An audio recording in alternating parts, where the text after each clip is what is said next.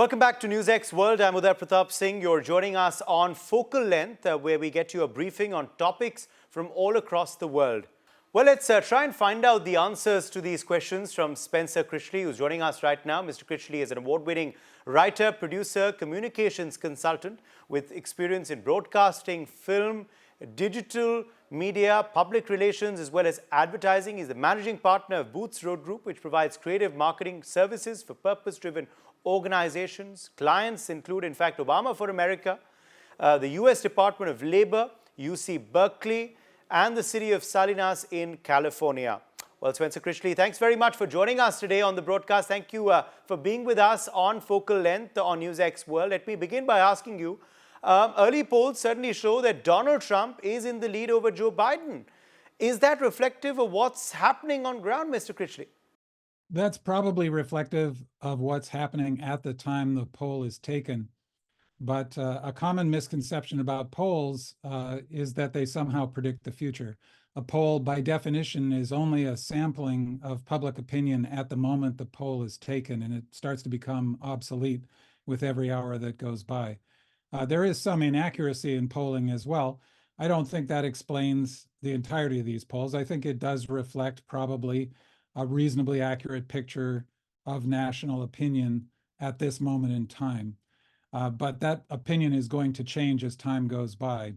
Another thing that a lot of people in the general public don't fully appreciate, and unfortunately a lot of reporters in the United States don't do much work to help educate them about this, is that the average voter is not paying any attention, or if they're paying any attention, it's a very small amount of attention to politics at this stage. People who do pay attention to politics tend to assume that every news story reaches everybody in the country. But in fact, the great majority of the population is paying no attention to politics, and they know very little about either candidate beyond what they might have heard in jokes or on Facebook, just sort of filtering through popular culture.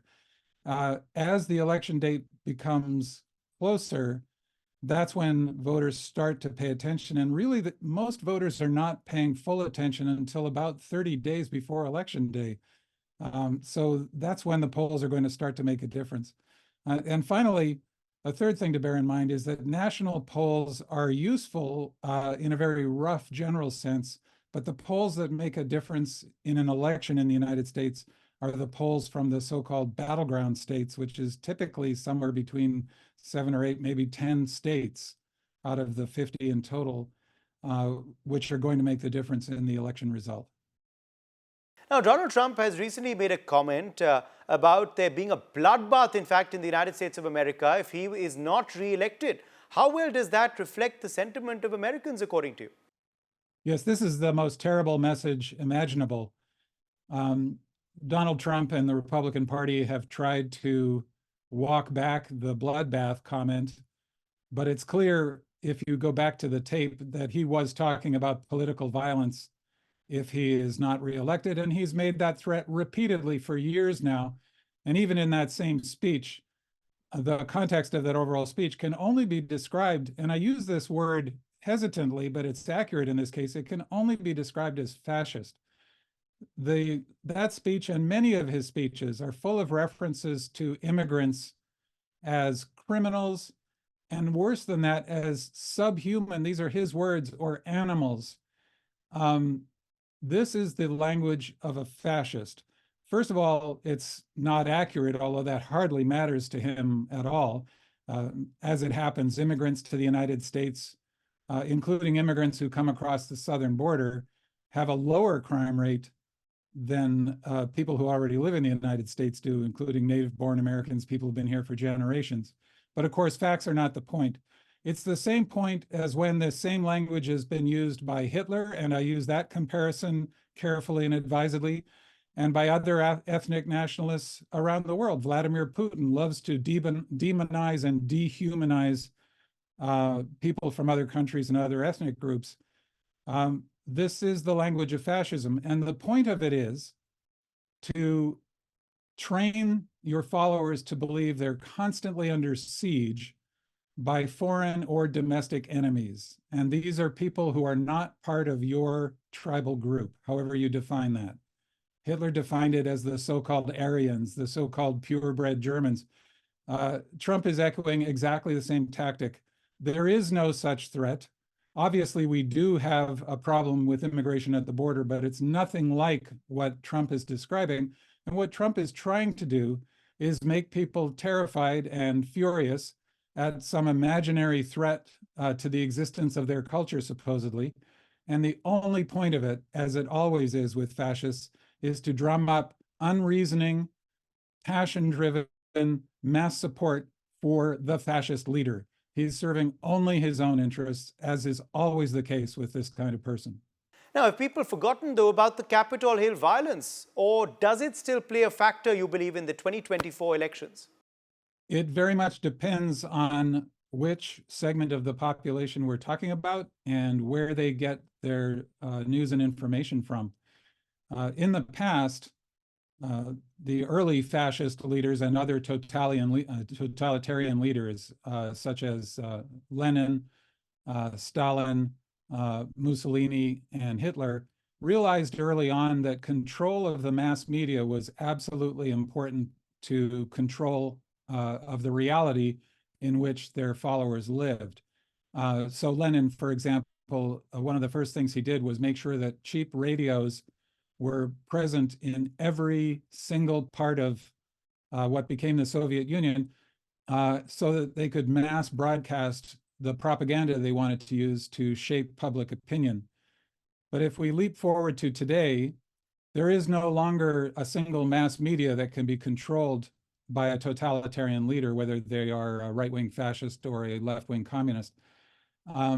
However, what we do have is a fragmented media where it's possible to have near total control over the segment of the population that pays attention to that media. So, for example, the people who are watching Fox News in the United States or Newsmax and similar right-wing TV channels, or who are listening to extreme right-wing podcasts or following extreme right-wing social media accounts, in effect, they're living within a totalitarian controlled reality where they do not see messages that oppose the preferred viewpoint being given to them. So many of those people don't believe that January 6th, 2021 was a serious event. They believe it's been exaggerated. Many of them believe that, in fact, the FBI staged the whole thing. Or at the same time, many of them also believe, or they believe it was Black Lives Matter somehow, or they at the same time believe these were patriots trying to rescue American democracy. Now, of course, those opinions contradict each other, but that doesn't matter when you're living in an alternate reality. So unfortunately, a significant portion of the population is living in that alternate reality. Then it also remains, unfortunately, a characteristic of the way the human mind works that we're constantly forgetting information. And advertisers know that 30 days after you run a TV commercial, most people will have forgotten they ever saw that commercial. So years later, there is a problem with memory. And yet there's another very large part of the US population who remembers January 6, 2021 as vividly as we still remember September 11th, 2001, or December 7th, 1941, when the Japanese attacked Pearl Harbor. And these are dates that will never fade from memory.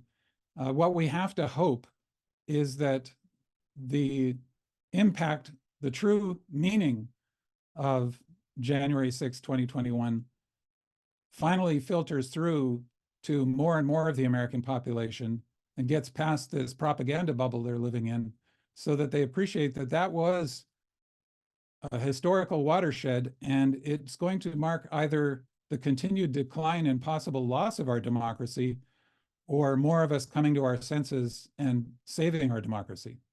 Do you see the New York civil fraud case as a ploy to stop Donald Trump from contesting, or is it a genuine case? I certainly understand why people would be concerned about that, because, of course, it's a favorite tactic in non-democratic countries or failing democracies for the government to corrupt the justice system and use it simply as a tool of whatever the leader wants to see happen. Again, Vladimir Putin's Russia and the Soviet Union before him provide excellent examples of that. So the skepticism is certainly warranted. However, the United States has long been one of the exceptions and has long set a standard for the independence of its justice system. Now, that certainly does not mean that our justice system is perfect, but it is excellent. And it is genuinely independent so long as we have a basically patriotic, basically public service oriented administration in power.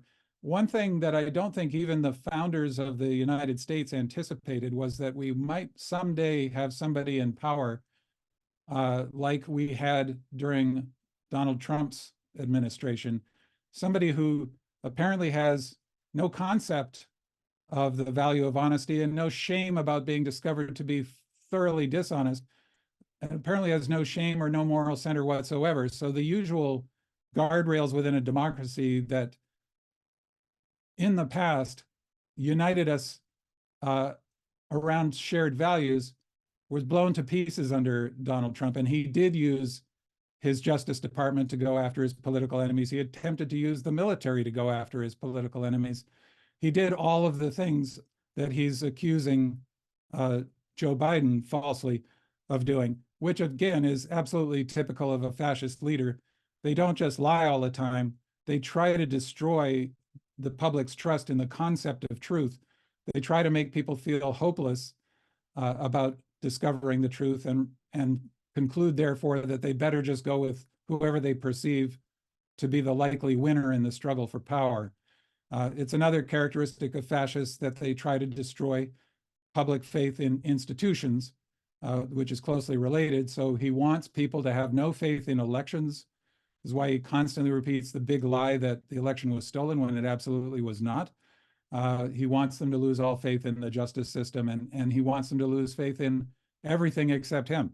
Again, because he's at the center of all this. The only point of all of this is to serve his own self-interest. So no, there is no coordinated effort to stop him as an opposition candidate. That does happen in other countries. That is not what's happening here. And the way that we can know that is by checking for ourselves, because our justice system publishes information constantly in enormous volumes. So anybody who cares to check the evidence and cares to check their reasoning behind these cases and compare it to the actual law will see that all of these cases are legitimate.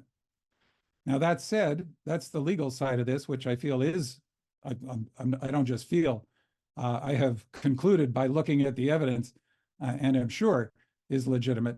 But as a political matter, I would actually prefer that Trump lose at the ballot box. I think in order for American democracy to recover from the grievous damage that it has suffered, much of it self-inflicted by voters, I would say, through not paying enough attention to protecting this democracy we have, which we inherited really as a precious gift. It's far more important for Donald Trump to lose by a landslide in an election, because every American voter has to confront the national failure to protect, as I say, this precious gift of democracy. And it's not just a gift; it's a gift we have to earn generation after generation, at least by performing the minimum duty of being basically well-informed and taking the responsibility of the vote seriously and casting votes for, whether they're Republican, Democrat, or a member of some other party, for people who have basic integrity. Don't you think unleashing the courts, though, on Trump from all sides at this point of time is actually helping him gain public sympathy ahead of the elections? It certainly does in terms of his most committed followers. And I'm sorry to have to cite the example of fascism again, but this is why I feel so comfortable using the term. Donald Trump checks all of the boxes as a fascist leader.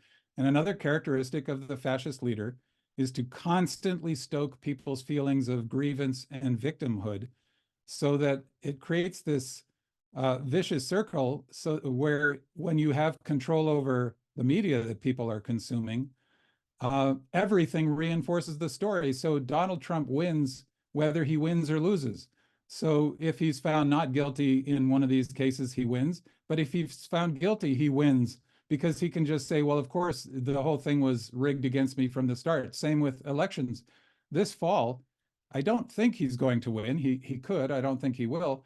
But from his point of view, it doesn't really matter, because if he loses the election, he'll just claim it was rigged and stolen from him, and this is more proof that he's the victim. So, and the fascist leader is constantly both victor and victim, and both of those roles that they play appeal to their followers, whose sense of being besieged and under threat and having suffered humiliation or loss, which has been blamed on other people, members of other so-called races or cultures or religions or whatever it is. All of this works, unfortunately, to the fascist leader's advantage, which is why it's so difficult to push back against this if you're a person who actually believes that truth matters, evidence matters, basic human decency matters. You're operating with one hand tied behind your back. Thank you so much, Spencer Critchley, for joining us today. With that, we're going to take a short break. See you on the other side. Stay with us.